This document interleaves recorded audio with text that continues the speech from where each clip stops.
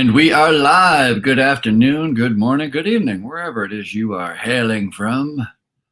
Let me see here. Let me check everything. Everyone is all good. Oh no, my timer's not up. I need my timer. Move my timer. Stop my timer. I need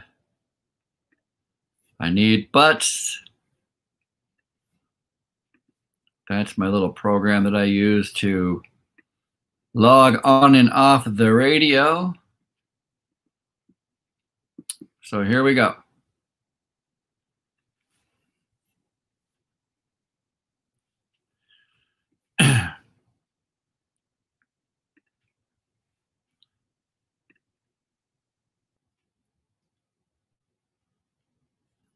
Might have started my timer a little soon, but that's okay. 102. Hello, everyone, and welcome to the Ralph Peterson Radio Show. I am so excited to be here. So excited you have joined the show today. We have such a big show. It's going to be a fun show today. I got to tell you, coming into work this morning, it was snowing. Now, not a lot of snow, and you kind of had to look hard and kind of had to peer through the windshield a little bit. Actually, my wife called. She said, "Hey, I just want to let you know that I think it's snowing out there." And I was like, "Really?" She left before I did. And then sure enough, out on the interstate, there it is, a little fleckling of snow. And all right, so for those of you who have been buried in snow for weeks, you're probably tired of it. Fine. For those of you who don't like snow and you live in a part of the country or part of the world that doesn't get snow, fine. For me, I got to tell you, my heart does a little pitter patter. I get a little skip in my step. I really, really, really, really, really enjoy a little bit of snowfall. I like it so much. It is, you know, it reminds me of when I was a kid, you know, when you'd see you even see it in movies where there's always like this nostalgic thing where the first snow comes outside the window and all the kids in the class get distracted by it. And soon they all run up to the window and they're like, "Oh, snow." And the teacher, of course, is just kind of like, "Yeah, it's snow. Sit back down, take your seats. We're doing a math test," you know. I think it's the same thing for me. I feel the same way every time. It reminds me of, you know, you think about the snow and it's just falling, especially it's December. It's December 8th today. The snow is falling on the ground. You're going to go sliding. We used to have this place by my house when I was a kid called Dead Man's Curve. Like, and you'd think that would be a deterrent. Like when you have a sledding place called Dead Man's Curve, you'd think there's no chance I'm going to go there. Well, the line was long, my friends, and we all loved sliding down Dead Man's Curve because it was dangerous, it was fast, and it was fun, and it was exhilarating. And then, of course, Christmas is coming and snowball fights. And I mean, how can you not get jazzed up about the first snow that you see of the year? All right, well, maybe it's a little too much about the snow. Hello, welcome to the Ralph Peterson Radio Show, where we are not, my friends, going to be talking about snowfall. I guarantee it. Nope, we're going to be talking about business operations. Everything to do with business operations is going to be the focus of today's program and the focus of all of the programs going forward. It is such an interesting and important topic. As a matter of fact, I have a story I'm going to share with you today about why 2021 may be the year for you. It may be the year for you. I'm going to tell you, 2021 may just be the year that you decide you're going to go out on your own. You decide you're going to start your own business. There are a few reasons on why you should consider 2021 as the year for you. Now, I know that there might be some of you who are shaking your head like there's no chance I ever want to go out on my own. But I also know that there's some of you listening right now who have just been dying and chomping at the bit to get on your own. And you just been dealing with the same stuff in and out and dealing with the same companies. And you know you have a good idea and it's worth something. And you wish you could, you wish you weren't scared. If I could tell you something that, you know, you ever play that game where you can play it two ways. You could either play it like if you won the lottery, what's something that you would immediately do? Or you could play it if you could have any superpower, what would you ever have? The whole superpower thing, I got to tell you, for years and years and years, I would have told you if I were being honest with you. And you said, if you could have any superpower, what would it have? it wouldn't be all the classy ones. It wouldn't be like flying or seeing through walls or leaping tall buildings in a single bound. No. For me, if I could have any superpower, I would be fearless. Fearless. Fear crippled me at nearly every turn I took, from what I thought people thought of me, to whether or not I was good enough, to whether or not I could make money on my own and be successful, if people would read my writing and think it was good, or people would laugh at me or make fun of me or not take me seriously or not like me. I mean, I think I mean this sincerely. I think I grew up scared of nearly everything. And it wasn't until I had decided to go out on my own, to just take the golden leap, or like break the golden handcuffs and just go on my own, until I decided to do that. That was the only time in my life where I wasn't scared. Now, I was scared leading all the way up to that time, but as soon as I made the leap, I was no longer scared. It might be a point to note that I was too busy to be scared, because when you start your own business, you ever heard that? Have you ever heard that phrase? If you do what you love, you'll never work a day in your life. Well, let me tell you something. I am doing what I love, and I'm working 24/7. And that's exactly what happens. If you decide to go out on your own, if you make 2021 your year to break away, to break free, to create something new, to start a new adventure, I'm telling you right now, you are going to, if it's something you're super passionate about, you're not going to fall head over heels. You're going to dive head first. That's what we're talking about, diving head first into this new business adventure of yours. And I say, let's go. Let's get into it. I'm super excited about it. I'm super excited. I think the article that I have about 2021 is super great. So that's what I say. Fear is going to hold you back until it doesn't.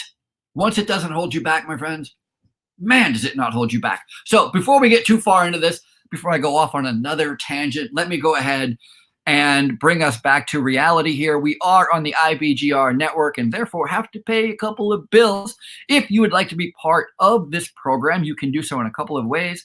First, if you would like to just simply listen to the show, oh my gosh, if you want to listen to the show in your pocket, let's say that you decide that you love listening to the Ralph Peterson radio show, you could listen to Ralph all day. I've had people say, I could listen to you all day. All right, it was my mom, but she really appreciates me. If you want to listen to me all day, but you can't just be sitting at your computer all the time staring at my mug, we now have an app. We have an IBGR radio application. You can go into your app folder, into your app finder, and go in and type in IBGR, and you will find the IBGR network radio application for your phone, for your iPhone, for your iOS. It is amazing. You can just go there, put it in your pocket, and go, I don't know, mow the lawn, go for a run, go for a walk, pretend you're working at your desk. No, don't do that. Don't pretend you're working. Either work or don't work, but don't pretend.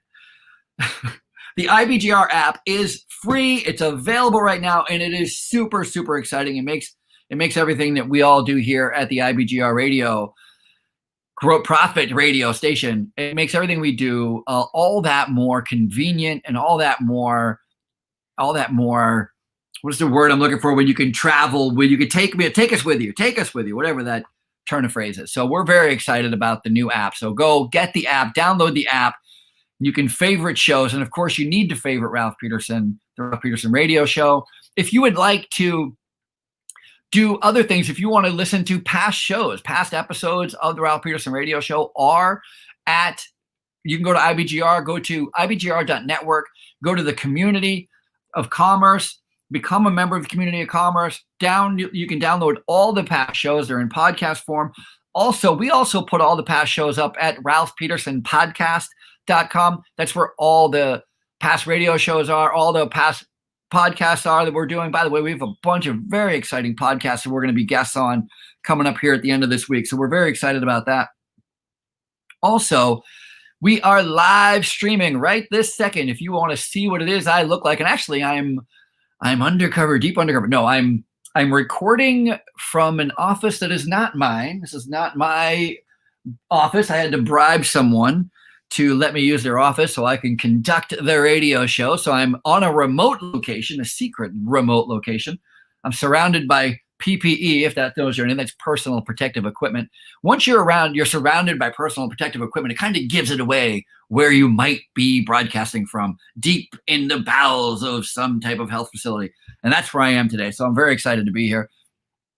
If you would like to watch me or watch me perform the show, be on the show, if you want to participate on the show, we have a bunch of different ways. So first, on social media, we are live on Twitter, we're live on YouTube, and we're live on Facebook, both at Ralph Peterson, and we are live at IBGR. So if either one of those, pick your favorite platform, pick the person you want to follow the most, and please come along and enjoy the ride with us. It's going to be a really, really fun, jam-packed show for you today. Also, if you go to ibgr.network, on the bottom right-hand corner of the page, there is a question mark, a flashing question mark. And that's where you can interact with us directly. You can send us text, you can send emojis, you can just write down kind of leaving a comment if you'd like. You can do anything you would like to do. There is the place to do it. Or you can leave comments right on this live stream in any one of those other social medias that I was talking to you about, and you can find us all right there. All right. Let's get into it. Let's get into the show. What are we talking about today? What is the topic? Again, it's all about business. It's all about programming, and it's all about operational effectiveness. Operational effectiveness, such an important topic, because from a consumer point of view, let's just imagine for an instance that you are a consumer. You're somebody who wants to go to the gas station and fill your gas tank, but it's cold outside and you don't want to get out of the car. You want somebody to pump it for you. And while you're there, the back windshield wiper on your vehicle isn't working very well. And it would be really great if somebody could take a look at that. Now, it's possible to happen. You can literally find a gas station where you don't have to get out of the car. Not only will they pump the gas for you, but they clean your windshield. They will notice that you have a windshield wiper problem in the back of the window, and they will ask if you would like to replace it. And guess what they have inside their little store there? They have a windshield wiper, the right size, the right fit, and they'll take 2 seconds and put it on your vehicle. That, my friends, is called operational effectiveness. That is where the rubber meets the road. If you have ever enjoyed that kind of service, where you've walked into a place, you've gotten what you needed to get and more, very easy, didn't have to go to multiple places, multiple locations, ask 10 people for the same thing. You've got to know that the only reason you were able to do that is because that business has taken operational effectiveness seriously. And that's what we're going to be talking about here, today's episode of the Ralph Peterson Radio Show. So stay tuned and I will be right back.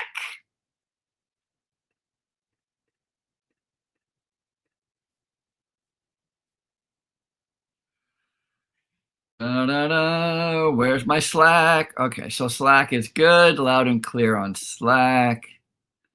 India, how is everything? Let me pull up my, oh, you know what? I'm going to have too many screens open if I do this.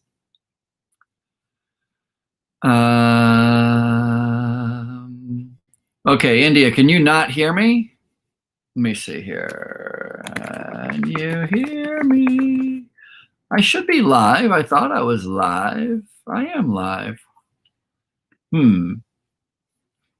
Hopefully India is going to respond to me in a quick second here so I can be rest assured that we're okay. She is all good. All right, thank you. Well, thank you. You're giving me a little bit of a heart attack there. Giving me a little bit of a heart attack. Don't need any of that this fine afternoon. Hope everyone is doing well. I'm just going through my notes, trying to figure out where we're going on the next segment of the radio show. I usually have multiple screens, and today I have a single screen. And when you only have a single screen, it makes it tough. And so we want to be back in at 17:30. 17:30. Okay.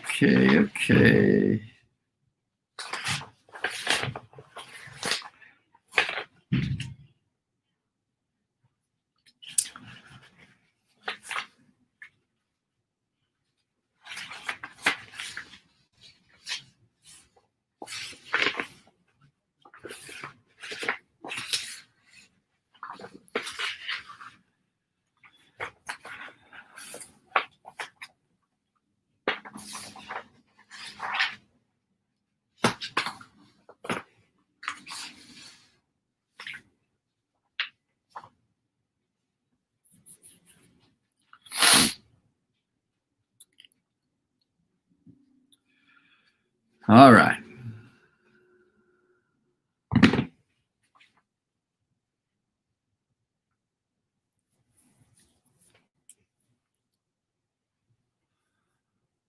Hmm.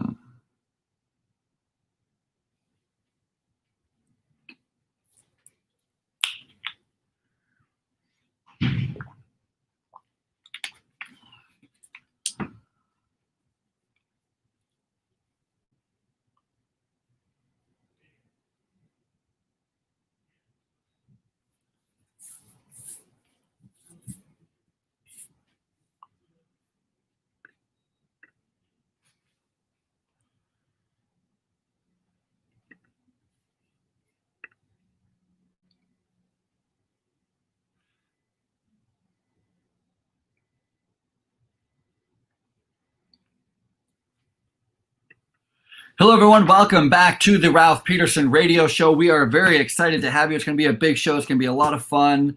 Again, go to ibgr.network if you want to join in the fun. Make sure you go get the app. Go to the App Store, download IBGR radio app so you can take us all wherever you want to go. Keep in mind, this radio station is for business owners by business owners. Everything that we talk about on this radio station is the things that we're talking about when we are not on the radio station. We talk about these same issues, these same challenges, trying to get better every single day. And that's what this radio station is for. That's what this radio show is for. It's all about getting better. By the way, I don't know if you know this, but IBGR is, I should mention this, IBGR is not only are we growing like crazy, we're really, really growing like crazy. I think we're in like almost 160 countries at this point. We're broadcasting nearly 24/7. At the same time, we do have some there. They are recruiting for talent. So if you have a passionate message, if you have a business, if you're a business owner and you want to expand in your business, you want to share your knowledge, have you ever thought about maybe exploring what it would be like to be a radio host like myself and like others on this station? We are looking for some great people who have some great knowledge to share. So reach out to us. If that is something, you reach out to me personally. Reach out to me personally if you have any desire to learn more about that, and I'll put you in touch with the right people at the right time so you know what you're supposed to be doing. There's so much news going on. Again, I said it last week. I'll say it this week. I'll say it all the time. I check the news so you don't have to, because one of the worst things that you can be doing, especially if you're in business, is spending time looking at the news. It's always so negative and so downer and so back and forth. It just gets, talk about back and forth. There is a story. Duracell, this is the headline. Duracell, the battery maker, and Energizer, the other battery maker, end lawsuits over battery life claim. I feel like I got caught in like one of those he said, she said. This is quite literally Duracell sues Energizer because Energizer were like, our battery lasts longer than Duracell. And then Energizer sues Duracell because Duracell said, our battery lasts longer than Energizer. No, like, you're making a false claim. And then they're like, no, you're making a false claim. And go, I go, I'm like, oh my good Lord. So they ended their little spat between themselves, which is nice. That's always good to hear, when companies decide to finally get over themselves. That's really great. But, I don't mean to dismiss legality if you're not being clear, if you're being dishonest about your battery life. I'm glad. You know what? That's actually, when I first read the story, I thought it was funny. I printed it. I wanted to share it. I was like, that's hilarious. At the same time, I got to say, like, that is a great representative of the importance and how capitalism works really good, right? Because you don't have to wait for it. I'll tell you what, there's two groups of people that are going to call you out on your fibbing as a business. And one's going to be the people, your customers, and the other is going to be your competition. Like, they're not going to let you get away with any tomfoolery, right? If it's free and open market and there's a free and open competition going on, I'm gonna point out anytime you're trying to fib or lie or make stuff up or put yourself in a better light than you actually are, I'm gonna just call you on it. It's a great thing about shutting it down, my friends, shutting it down. This story is, again, one of those stories I thought was funny when I first read it. 15 law students notified that they did not pass the bar exam after they were told they did indeed pass the bar exam. Come on, that's fun for everybody. That's not even the worst part. Like, that's funny that 15 law students were notified that they first were told that they won, and then they're like, oh, a day later, like 2 days later, they're like, pardon me, we made a math error and we kind of counted the date into your score. And I don't know that it was that, but it was something as silly as that. And so we gave you a date, or we gave you a score that you shouldn't have earned. And so you actually didn't pass the bar exam. And so if you would go ahead and do us a favor, would you please, go study some more? Maybe we'll give you a discount on the next bar exam that you could take in 6 months, whatever. But that's funny, right? Like, it wouldn't be funny if I were one of the 15 students and I was out partying because I was celebrating and, cleaning off my resume, and then finds out that I actually didn't do enough. The worst part about this story, and it's buried, why they bury the best part of these stories, I don't know. It's buried on the last page of this story, is there's actually 18. It was actually 18 people, 18 applicants who were informed that there was an error. And only 15 was because they were told they passed when they had actually failed. But there were 3 who had passed and they were told that they failed. And I don't know about you, but I think that's worse. I think I would have, talk about a kick. If you were told you didn't pass and you did pass, actually, I don't know. I don't know why it's worse for me, but it's just worse for me. So I didn't like it, but it's buried. Whatever. What are you going to do? There you go. Sometimes you have to check those test scores. So when we're talking about operation management, operation efficiency, I got to tell you, the idea that it took them a day or two to find those errors actually is a pretty positive, because how many times have you ever gone back after you have reviewed a test for the first time? If you've ever graded a test or graded somebody's work, how often do you go back and regrade it? Probably never. And so they had a really good process in place where it seems like they had a mechanism in place, an operational effectiveness, to the degree that after the initial tests were scored, somebody went in and did an audit. Somebody went in and said, hey, let's look at these once again. I don't know if there was an anomaly. It doesn't say if there was an anomaly that they found or they suspected. It just seems like they just decided to relook at all the test scores, as if somebody had already put a process in place that once test scores were taken, they're going to relook at them again to make sure that they didn't make any errors. That, again, it's actually, from a business point of view, that's really, really great, because part of having your operational effectiveness, part of trying to make sure that and let's talk about it like this. First of all, when we're talking about operational effectiveness, we should all understand that the whole point behind operational effectiveness is to make sure that you are providing the service or the product in a direct, timely manner, in the way that it's supposed to be delivered, in the way that your customer wants it. Having operational effectiveness is the difference maker between being successful oftentimes and not being successful. Of course, there are other factors. There's markets as a factor. Staffing can be a factor. Buyers can be a factor. Pricing can be a factor. There are factors, of course, to determine whether or not you're going to be successful in whatever business you're trying to get into. But if you don't pay attention to the operational effectiveness of your organization, if you're not in the weeds, if you're not getting in there and trying to find those best practices, I'm working with a group right now. We're talking about how do you find and share best practices, and then when you consider that, how do you find and share best practices in your organization? You got to also consider that there's 2 different places that we can be talking about. We're talking about internal best practices. That is, your staff find things they're finding ways to do things better and better, which, by the way, that is a hard one to capture. And I'll tell you why it's a hard one to capture, because anytime you're talking about making things easier for staff tend to not want to share those shortcuts with management. And the reason they don't want to share those shortcuts with management are a couple of reasons, probably a dozen reasons, but top of my head, number one is they don't want to get in trouble. A lot of times you're doing something and you find a shortcut, you don't know if you're allowed to take the shortcut. And so you don't want to get in trouble. So that's the reason why you don't share it. And the other reason why you don't share it, it reminds me of this story from the early iron workers, the early iron workers in like the early 1900s, late 1800s, 1900s. All these workers had these fantastic tools that they had created that just made things safer and faster and easier. Oh, yes, they were making tools that made their jobs easier. And so it gave them more downtime. And you know what a manager does not tolerate is downtime.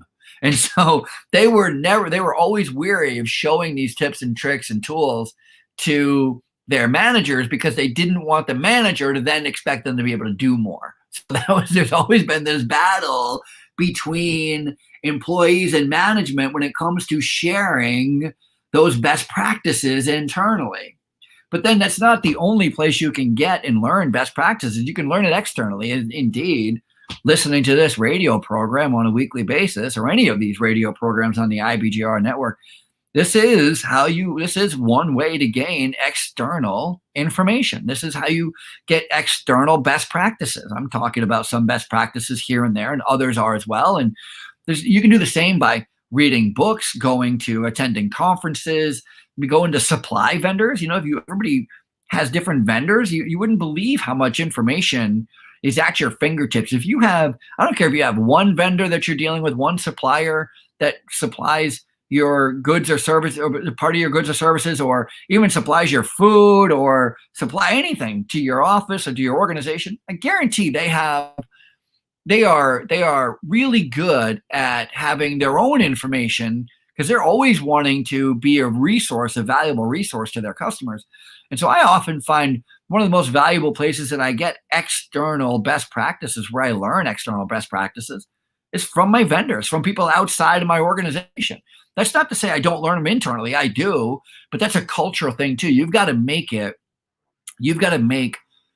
work on your internal culture to make it so that people are not going to get penalized for, quote unquote, breaking rules or not following processes. And it's got to be that kind of an organization, that kind of business where you can get that kind of transparency with your staff. And then you will be amazed at how much they will be sharing with you for best practices. It's the right move, I guarantee. More of this brilliant monologue right after this.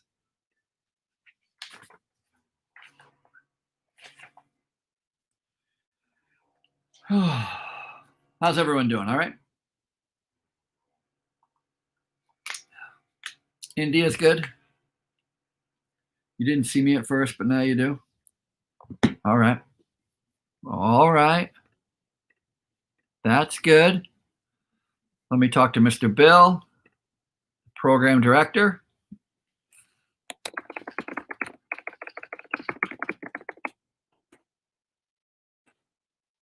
Good Lord. Am I the only one who suffers from fat fingers? You wouldn't know it, but it's my stupid pinky. It's my fat pinky.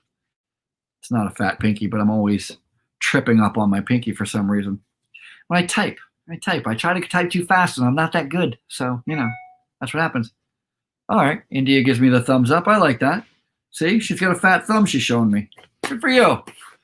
130. We're going to 132.30.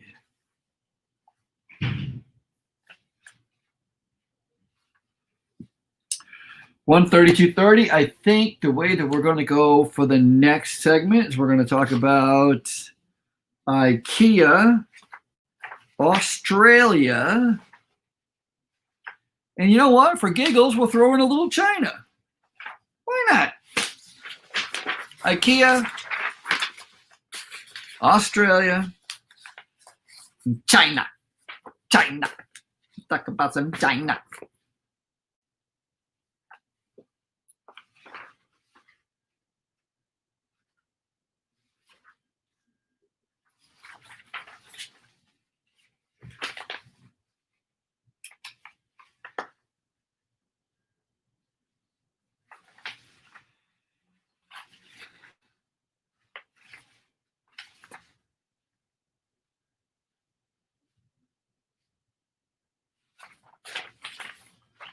China, China, China.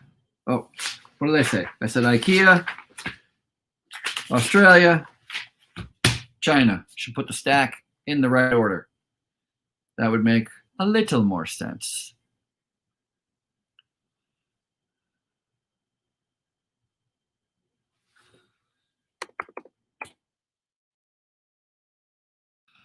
All right. Program director says he is fine. That's all good. We like that. Everything's loud and clear on his end. We hit the 32 mark, which means we are 30 seconds away.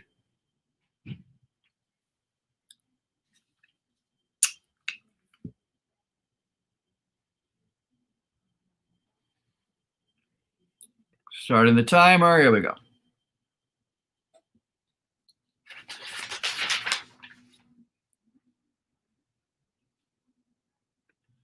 And we're back, the Ralph Peterson Radio Show. Thank you so much again for joining me. We only got a couple of segments left and a lot to get through.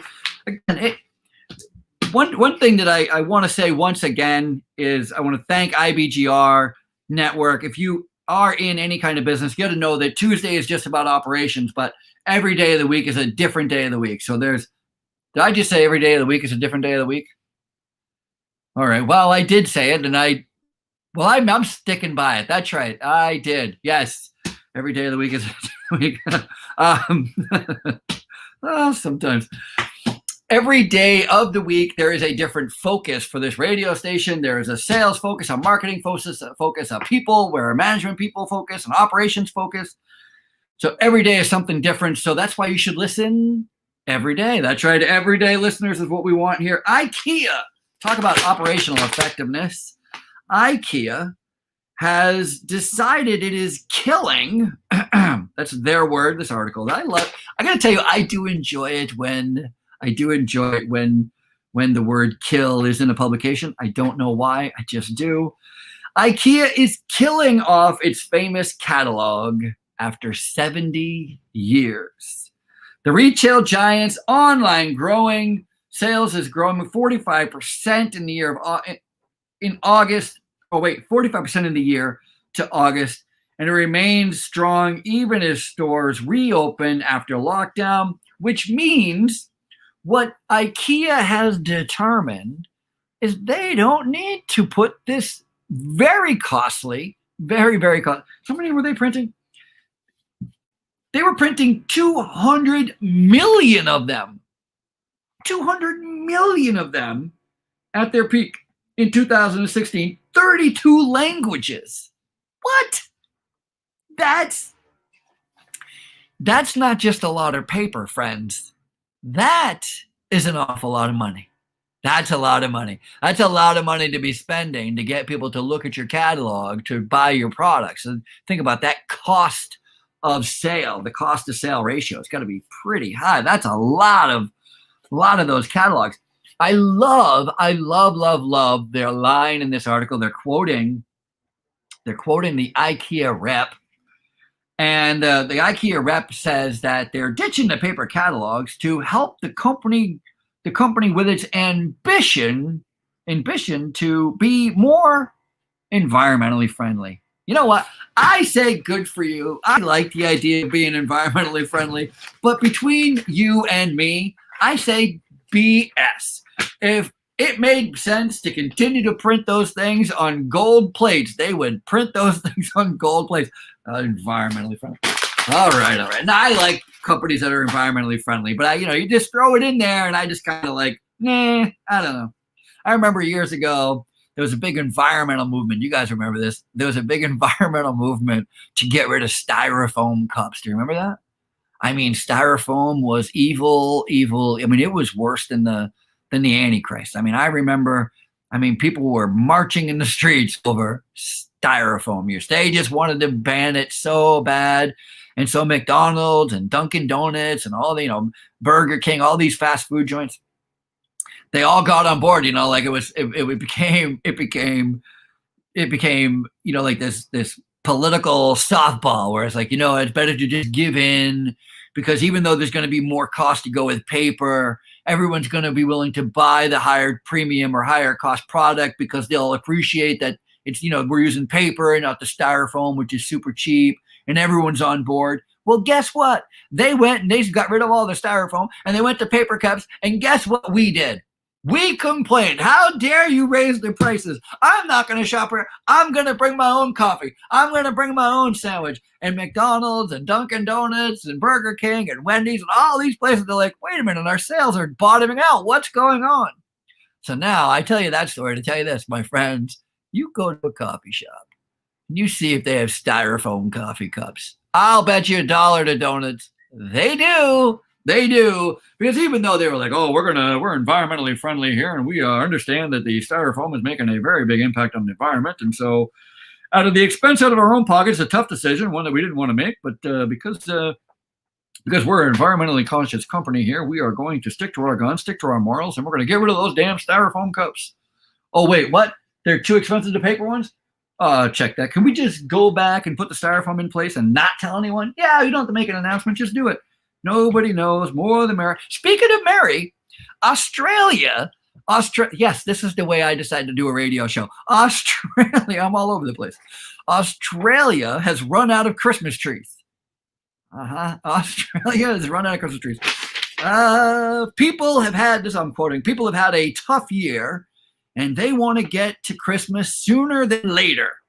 And so it's the first time that they have sold out of Christmas trees in nearly 20 years. Since 2001, they've not sold out of Christmas trees. And that's a big deal, friends, because not only is that a big deal for this year, it takes 4 to 5 years to grow a Christmas tree. And so if you're all out of Christmas trees this year, what's that going to look like next year? I mean, fake trees are going to be in.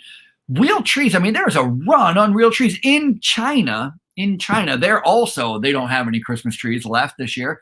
A real Christmas tree in China is going for more than $2,000. I have it here in the stack. I have the story. It's crazy. Not that story, not this story. This story is about breakdancing. I can't wait to tell you all about breakdancing. I mean, the next segment, we're going to go all into break. We're going to talk about my favorite dance movies of the 80s. And you wouldn't think that I had favorite dance movies in the 80s, but I'm going to tell you right now, you, my friend, are wrong. You're going to be sadly mistaken if you think I was not dancing in the 80s. Oh, baby, was I dancing in the 80s. All right, let's talk. Let's go back to operational effectiveness. There's a couple of tips to make when we're talking about how to make sure that your business is operating at its best, at its fullest, at its maximum, as you're always constantly addressing.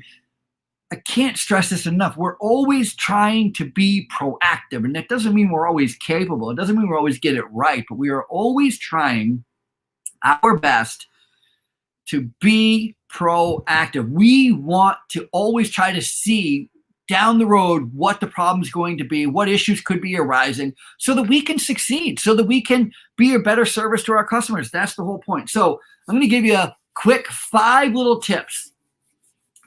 little tips on what you can be talking about, or I'm reading a note from the program director, Bill. He's telling me I should do a show on breakdancing, a business show on breakdancing. I'm going to. It's called The Next Segment. Stand by, my friend. Stand by. So tip number 1 is you have to be clear. Clear communication, and with that clear communication, you're going to have transparency.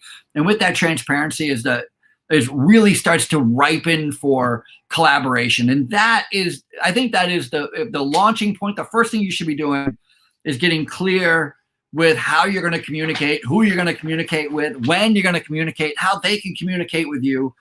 It's so super important. And then the next thing is you got to get your hands dirty. You got to roll up your sleeves. You got to get in there, and you've got to understand how your delivery system is working, or you're not going to be able to figure out how to make it better, how to manage it better. So understanding your delivery management is super important. From there, I would talk about, I was just talking about how to learn best practices. That would be my next tip. The next tip would be focusing on knowledge, focusing on the people who are doing the job and trying to capitalize, get them engaged with their knowledge and their points of view, asking, I got to do a better job listening. All I do is spend all my time talking, but asking and listening and learning from the people who are actually doing the work is going to pay big, big dividends, and trying to figure out what the best course of action you can be making. Oh my gosh, I just reached up and licked my finger, and I'm going to tell you that it was so satisfying because all day I've had a mask on my face, and every time I go to lick my finger, I end up licking the inside of the mask. That's right. Maybe I'm sharing too much. I have to get a new mask at this point because I've wet it from the inside. Tip number four is to leverage innovation. And so when I was first thinking about this, I was thinking about technology. And anytime you think about innovation, you must think about technology. But I caution you not to, because it's too limiting. Innovation is meaningful change. And so we're just talking about meaningful change. So anytime you see the word innovation, say meaningful change. So leverage innovation, technology, resource management. Try to figure out what are there products or services or machinery or anything that can help you in your operation, make you more effective. That is the intention. And then, of course, you've got to focus on the outcome.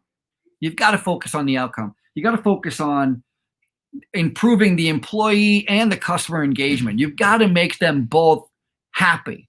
You know, the only one, I talk a lot about management, and I got to tell you, we're always interested in how we rate managers, or how do we do a management assessment. I'll tell you, there's only one group of people, only one. And it doesn't matter what industry you're in. I don't care if you're in a service industry. I don't care if you're in a product industry. I don't care what industry you're in. There's only one group of people who will be honest with you and will tell you the truth. And they're the only ones with the clearest lens to see. The only ones who can tell you whether or not you have a good manager, an effective manager. That is the customer. I don't care what the employee says. I don't care what the higher ups say, the lower say, the suppliers say. The customer. Whatever the customer thinks of your manager is usually accurate. Not all the time. I'm not saying customers are always right. I am saying that they have a view of the manager that no one else has, because they are the recipient of the product or the service, which is nothing that nobody else has. Doesn't mean that your staff isn't relevant for their input and others aren't relevant. They are, but not as relevant as the customer. We'll be right back.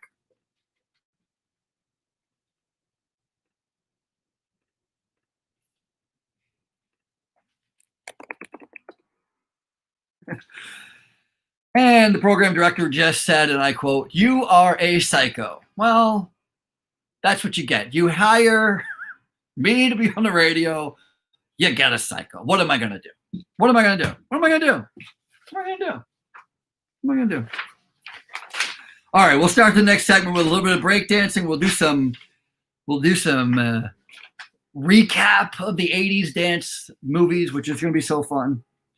And we'll talk about why 2021 could be the absolute best year for you to start a new business.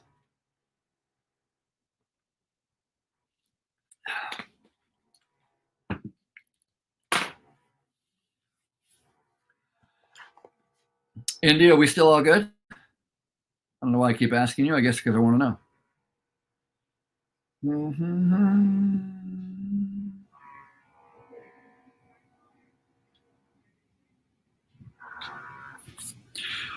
Is that thumbs up from a new one, or is that the old thumbs up? I want another thumbs up. If you do me a favor, India, and give me a thumbs up every time I get off the air to say, "You're doing really great." No, I'm kidding. I'm kidding. No, I'm not. Somebody needs some attention. It's 1:45. We go live. 1:47:30. You would think I would not need to keep looking at the timesheet, but you are wrong.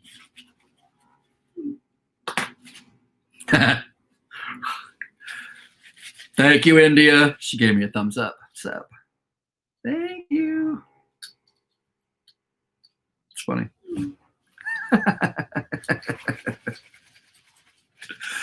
See, now she's just busted my chops. See how it goes? How quickly it ends. How quickly it ends. No, I kid.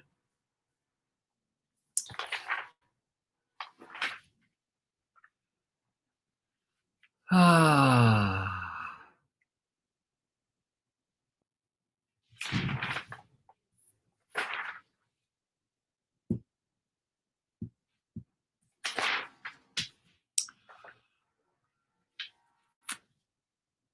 All right, here we go. There we go.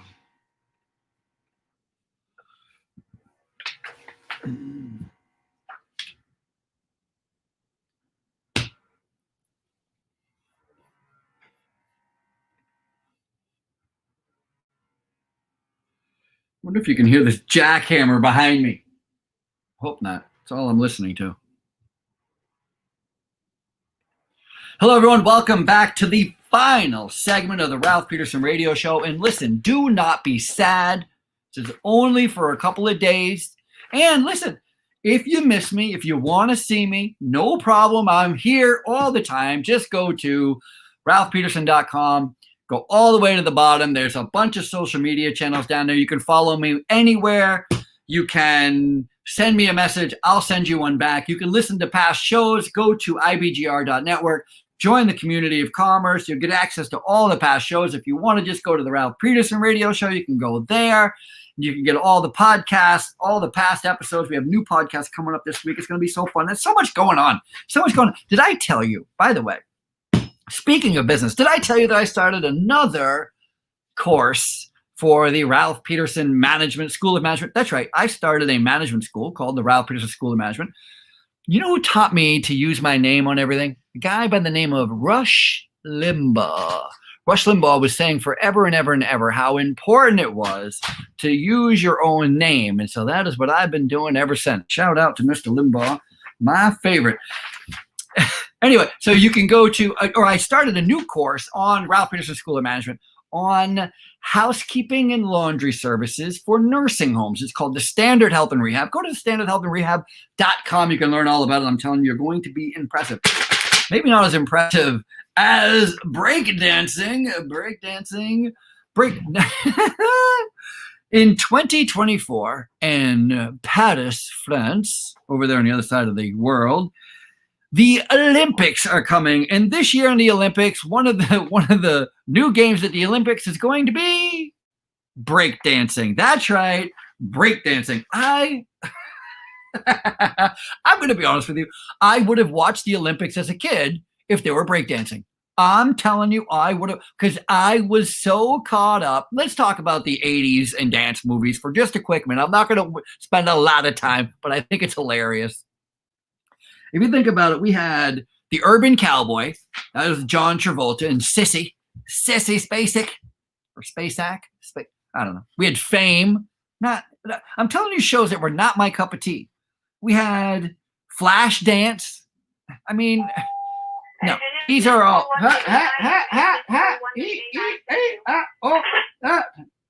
Sorry, didn't know how to shut the phone off. We had Urban Cowboy. We had Fame. We had Flashdance. We had Staying Alive. We had Footloose. All right, listen, I'll say Footloose. I'll give you Footloose. Footloose was a cool movie. I liked Footloose. That was good. But Urban Cowboy, Fame, Staying Alive, Flashdance, Dirty Dancing, which would come out later in 87. I mean, no. Not into it. Are you kidding me? I did not enjoy dance movies or dance like that at all. I was a metal kid. But what I'm going to tell you, when the movie that came out called Breakin' or Breakin' 2, remember that song they had? It's called Electric Boogaloo. What the heck is an Electric Boogaloo? I still don't know. I should have Googled it before this show. Like, what is an Electric Boogaloo? I have no idea. Oh, Breakin', and then there was Breakin' 2, the Electric Boogaloo. I think it's great that breakdancing is going to be right up there with shuffleboard, I guess. I don't know. It's going to be exciting. I wonder about so many things, about how this is going to be a competition, how they're going to score it. How do you get into? Can you? I don't know. I don't know. But also, I should put out there that there's also going to be surfing, skateboarding, and sport climbing. They're calling it. It's supposed to be rock climbing, but calling it sport climbing because I guess it's indoor. Maybe it's not rock. I don't know. But all of these events, all three of these events are going to now be part of, or all four of these events are now going to be part of the Olympics in 2024. That there'll also be the Olympics. These three events are also going to be in the Tokyo Olympics in 2020 next year. Should have read that further. That's interesting. So next year you get some rock climbing, you get some skateboarding, and you get some surfing. Why not? You always said skiing or snowboarding. Why not surfing? Why not skateboarding? That can make sense. Even rock climbing. But breakdancing? All right. Who am I? Just listen, you know what it made me do? It made me want to go back and watch the break-in and break-in 2. That's right. See that? Program director Bill is now filling my inbox full of electric boogaloo information. He's somebody's Googled it. Now he's finding itself. It's pretty funny. Here we go. 3 reasons. This is the crux of what I wanted to get into. 3 reasons on why you should consider starting your own business in 2021. And I sincerely think that if you've got a good idea, if you've always wanted to do it, and you've got some things going on in your life that you know, especially, listen, with the coronavirus, it's caused maybe a lot of doubt for people, right? So maybe you shouldn't be doing it during a pandemic. Maybe this isn't the time to strike out on your own. Well, let me say this. There was a recession in 1957 and 1958, pretty terrible recession, and that's when Hyatt Hotel opened. They opened right in the middle of a recession. How's Hyatt Hotels doing? All right, well, prior to the pandemic, that would have been a better example because they were doing really good. Microsoft, here's a better one. Microsoft was founded when there was an oil embargo. It was a pretty big recession, 1973 to 1975. That's when Microsoft started. Again, he didn't pay attention to the climate of the political climate, political landscape. He had a great idea. He had a great product, great service. He knew he could go somewhere with it, and he did not let an oil embargo stop him. And then just think about this. The most recent recession we saw was from 2007 to 2009. You guys all remember it because it was very, very not that long ago. Let's talk about the startups that happened between 2007 and 2009. You ready for this list? All right, I'm only going to give you a couple. I'll give you 2. Uber and Airbnb. Now, I would argue that Uber and Airbnb are 2 companies that just didn't start during the recession between 2007 and 2009. I would argue that they started because of the recession, because people were needing these alternative services as opposed to a expensive hotel or the expensive cab rides. They needed an alternative service. That's why Uber and Airbnb jettisoned so high so quickly, because it was during a recession. And I say this time, 2021, it's going to be the same thing. All right, so let me give you 3. Here's my 3 reasons. My 3 reasons on why I think you should start a business in 2021. And by the way, you should be listening to the IBGR network the entire time because we're going to help. I'll help. Number 1, increase access to people and talent. This one's big because there's a documentary on Bill Gates, the founder of Microsoft. And I think there was a piece done by Malcolm Gladwell, who is a writer. And Malcolm Gladwell was talking about, maybe Malcolm Gladwell wrote about him in the book Blink, or Better. I'm not sure. Malcolm Gladwell did write about it. I know that's where I got this information from. Bill Gates was in high school right after World War II and the Korean War. So in that era, Bill Gates graduates high school, was in high school. Who was his math teacher? All right, so you don't know who, neither do I. It's not important actually who it was, but what they were. They were engineers. And why was an engineer, top level physics engineers, teaching regular 9th, 10th, 11th, 12th grade math at high schools? The reason is because there were no other jobs for them. And all the other regular math teachers were in war. Does that make sense? So there was an abundance of talent, people who were willing to take jobs that were way beneath their ability because there were no other opportunities. That, my friends, I think is one important place that we are at right now, where there is a lot of talent out there. There's been a lot of people laid off. I mean brilliant people that are just looking for an opportunity, something to spark their curiosity, to put all their time and effort and energy in and all their love and passion in. And if you can hook up with one of them, woo, baby, this world will be yours in a heartbeat. 2021 will be yours. I guarantee it. Number two, the second reason that I would say that you should start a business in 2021 is because of fixed cost. Fixed costs are always the bane of any organization. They are costs that you can't get away from no matter what you do. You can't, doesn't matter how smart and how fast and how streamlined you make your production line, that building is going to remain a fixed cost. Those employees are going to remain a fixed cost. That equipment's going to remain a fixed cost. Taxes, for the love of goodness. Well, we wish they were a fixed cost. They keep going up the way they are. But there is a low entry point to fixed costs right now.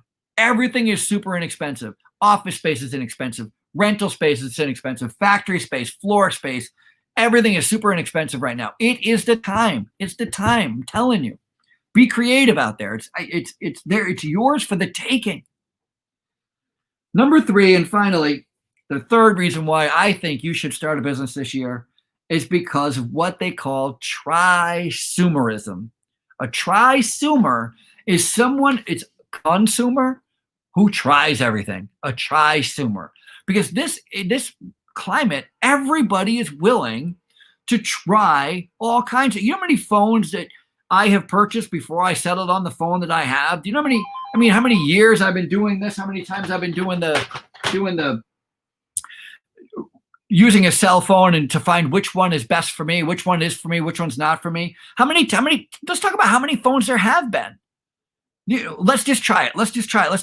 Good is better than done. That's something that I had to learn when I started my business. And that is, I was always trying to wait for everything to be perfect. Oh, it just has to be perfect. It has to be the right time. It has to be perfect. You know what? It's not going to be perfect. It's not going to be the right time. Right now is your time. Take it. It's yours. There's so much opportunity out there. And if you find yourself in a position like I found myself in 3 years ago, I'm coming up on my fourth year. My gosh. I'm coming up on my 4th year of being in business. Knock on wood. I know I'm not out of the woods. I'm not done working. I'm not done putting my head down. And neither should you be. Let's go. Let's get to work. Thank you all for joining me here at the Ralph Peterson Radio Show. We'll see you next Tuesday, 1 p.m. Be there.